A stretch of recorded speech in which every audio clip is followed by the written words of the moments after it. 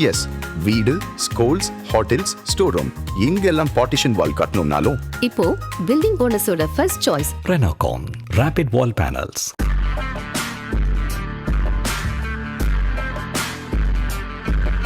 வணக்கம் ஜெயஹிந்த். இன்றைக்கி நம்ம சேனலில் இந்தியா சைனாவை பற்றி ஒரு மிக முக்கியமான அப்டேட் பார்க்க போகிறோம். சைனா நம்மளை விட ஒரு இராணுவ தளவாடங்களாக இருக்கட்டும், இல்லை எண்ணிக்கையிலாக இருக்கட்டும், இல்லை பொருளாதாரத்தில் இருக்கட்டும், எல்லாத்துலேயுமே நம்மளை விட அவங்க அதிகமாக தான் இருக்காங்க. பொருளாதாரத்தில் நம்மளோட 5 மடங்கு பெரிய பொருளாதாரம். இது எல்லாமே இருந்தாலும் ஒரு விஷயம் இந்தியா கிட்ட சைனா பயப்படுறது அப்படின்னு பார்த்தீங்கன்னா இந்தியாவுடைய ஏவுகணைகள், இந்தியாவுடைய மிசைல்ஸ் அப்படின்றது அவங்க ரொம்ப பயப்படுறாங்க. சமீபமாக இந்தியாவுடைய ஒடிசா மாநிலத்தில் இருக்கக்கூடிய Abdul Kalam missile testing facility இதிலிருந்து தான் நம்மளுடைய ஏவுகணைகள் எல்லாமே நம்ம தொடர்ந்து சோதிச்சுட்ருப்போம். ஒரு 30 கிலோமீட்டர் ஆகாஷில் ஆரம்பித்து ஒரு 5500 கிலோமீட்டர் அதிகமாக போகக்கூடிய அக்னி வரைக்கும் பார்த்திங்கன்னா பெரிய அளவுக்கான ஏவுகணை சோதனைகள் இந்த தளத்தில் தான் நடக்கும். இப்போது ஒரு முறை ஏவுகணை சோதிக்கும் போது notice to airmen, no time அப்படின்ற அறிவிப்பை அரசாங்கம் கொடுப்பாங்க. அந்த பகுதிகளில் இந்த ஏவுகணை போகக்கூடிய உயரம், அந்த நேரம், இந்த பகுதி டைமில் வேறு எந்த ஒரு ஆக்டிவிட்டியும் அங்கே சிவிலியன் விமானங்கள்லாம் இருக்கக்கூடாது அப்படின்றதுக்கான ஒரு அறிவிப்பு. சமீபமாக இந்தியா ஒரு நோட்டம் அறிவிச்சிருந்தாங்க. டிசம்பர் 6ஆம் தேதியிலிருந்து 8ஆம் தேதி நோட்டீஸ் டு ஏர்மேன். இது நோட்டம் பார்த்திங்கன்னா அப்துல் கலாம் ஐலாண்டுன்னு சொல்லக்கூடிய அந்த தீவுக்கு தான் கொடுத்துருந்தாங்க. இந்த நோட்டம் அப்படின்றது ஒரு 800 கிலோமீட்டர் வரைக்கும் கொடுக்கப்பட்டுச்சு. ஜெனரலாக 800 கிலோமீட்டர்னா ஒரு 600 கிலோமீட்டர் ஒரு ஏவுகணை சோதிப்பாங்க அப்படின்றது அதோடைய பொருள். இந்த முறை போன முறை நம்ம இதை பற்றி ஏற்கனவே பேசியிருந்தோம். இதே மாதிரியான ஒரு நோட்டம் அறிவிப்பு வந்துச்சு. வந்த பிறகு அமெரிக்காவுடைய ஒரு போர்க்கப்பல், அதாவது ஆராய்ச்சி கப்பல், மற்றும் சைனாவுடைய ஒரு ஆராய்ச்சி கப்பல் சர்வதேச கடல் எல்லையில் இந்தியாவுடைய எக்ஸ்க்ளூசிவ் எக்கனாமிக் ஜோனுக்குள்ளே நுழையாமல் இந்த இடத்துல நின்றதை நம்ம பார்த்தோம். பேசிக்கலாக அந்த மிசைல் கிளம்பி போகும் பொழுது அதோடைய பாதை, அதோடைய வேகம், அதோடைய தன்மை போன்ற டெக்னிக்கல் டேட்டாவை கலெக்ட் பண்ணுறதுக்கு ஒன்ஸ் இந்த டேட்டாவை அவங்க கலெக்ட் பண்ணாங்கன்னா அதன் பிறகு ஏஐ போன்ற தொழில்நுட்பங்களை பயன்படுத்தி இதற்கான ஒரு பிரேக் பண்ண போகிறதுக்கான முறை என்ன அப்படின்றத அவங்களால அனலைஸ் பண்ண முடியும். ஸோ இந்த டேட்டா ரொம்ப வைட்டல். இந்த முறை வரலாற்றிலேயே முதல் முறையாக இந்த நோட்டாமுக்கு பிறகு 4 சீன கப்பல்கள், இது சிவிலியன் கப்பல்கள், மெரைன், நாங்கள் ஆழ்கடல் ஆராய்ச்சி செய்கிறோம், மீன்களை பற்றி ஆராய்ச்சி செய்கிறோம்னு சொன்னால் கூட இது 4மே டூயல் பர்பஸ் ஷிப், அதாவது வேவு பார்க்கக்கூடிய கப்பல்கள். ஒரு கப்பல் 2 கப்பல் கிடையாது, 4 சீன கப்பல்கள் ஒடிசாவை சுற்றி இருக்கக்கூடிய பகுதிகளில் சர்வதேச கடல் எல்லையில் இப்போ இருக்கிறாங்க. 3 கப்பல் ஏற்கனவே இருக்குது, 4வது இப்போ வந்திருக்கு. லான் ஹாய் 201, ஷென்ஹாய் யாஹியோ, ஷியான் 6 மற்றும் லான் ஹாய் 101.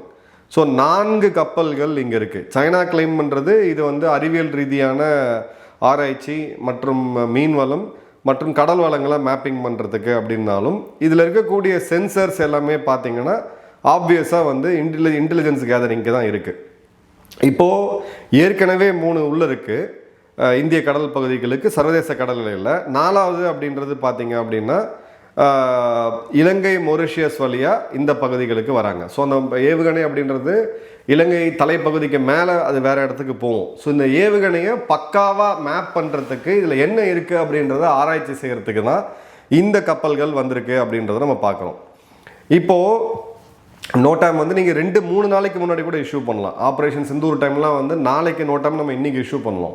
நம்மளும் இப்போ அவங்க கூட விளையாடிக்கிட்டு இருக்கோம், இந்தியாவும் விளையாடிக்கிட்டு இருக்கோம். சரி, நாங்கள் நோட்டாம் கொடுத்துட்டு அப்புறம் கேன்சல் பண்ண வேண்டியது, திரும்ப கொடுத்துட்டு கேன்சல் பண்ண வேண்டியது. திடீர்னு பார்த்தீங்கன்னா 4000 கிலோமீட்டருக்கு நோட்டாம் கொடுத்துட்டு 500 கிலோமீட்டரில் ஏவுகணையை சோதிக்கிறது. ஏன்னா நீங்கள் இதை சோதிக்கிறது இதுதான் பண்ணணும்னு சொல்லணும்னு அவசியமே கிடையாது. இந்த பகுதிகளில் நாங்கள் சோதிக்க போகிறோம்னு சொன்னால் மட்டும் போதும் சர்வதேச விதிகளின்படி. ஸோ இந்தியாவும் டெலிபரேட்டாக இவங்களை சுத்த வர்றதுக்கு பண்ணிக்கிட்டு இருக்காங்க. அதே மாதிரி இவங்க கப்பல்கள் உள்ளே வரும்போது நம்மளோட கடற்படையும் இவங்க கப்பல்களையும் கண்காணிக்கும். எதுக்காக வந்திருக்கு, அதோடைய தன்மை என்ன அப்படின்றதெல்லாம் கிளியர் கட்டாக இது பண்ணுறது நம்ம பார்க்கும்.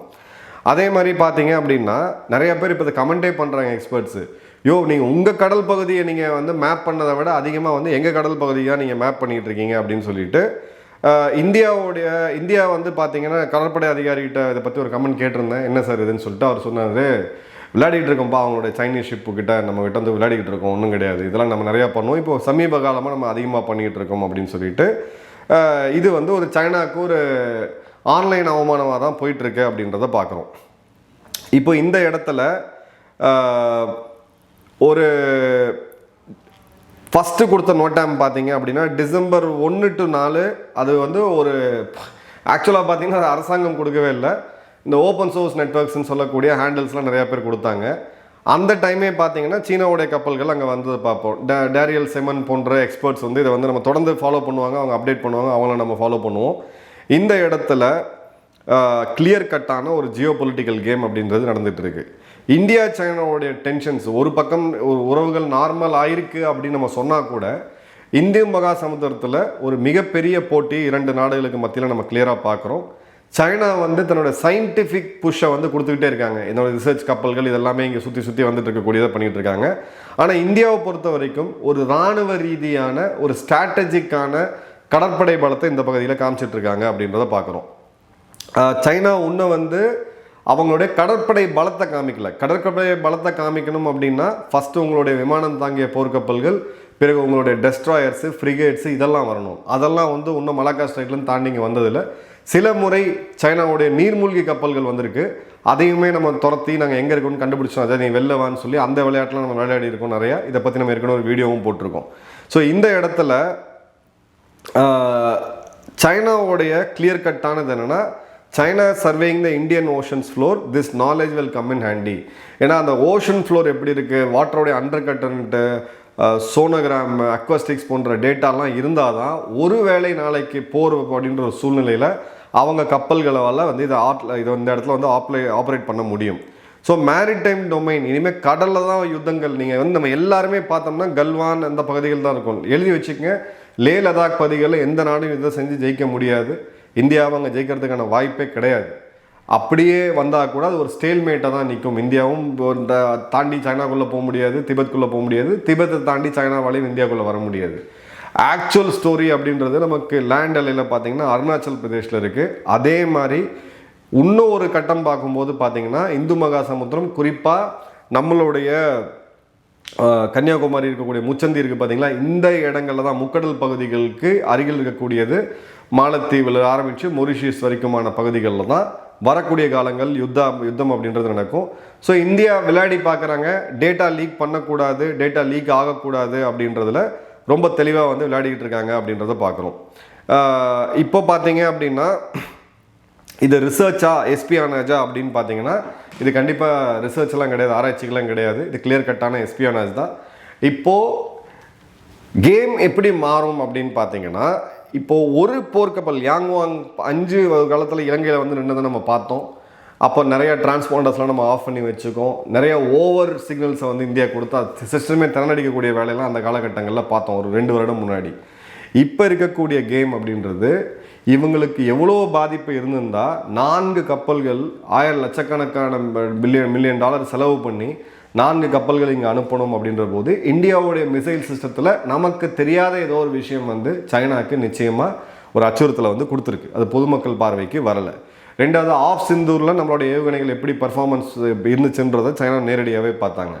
3வது இந்தியன் ஓஷன் ரீஜனை, அதாவது இந்து மகா சமுத்திரத்தை ஆழ்கடல் மேப்பிங்கை பண்ணி முடிக்கணும். ஏன்னா அவங்களுடைய போர் யுக்திக்கு அது தேவைப்படுது அப்படின்றது ஒன்று, சயின்டிஃபிக் ரிசர்ச்.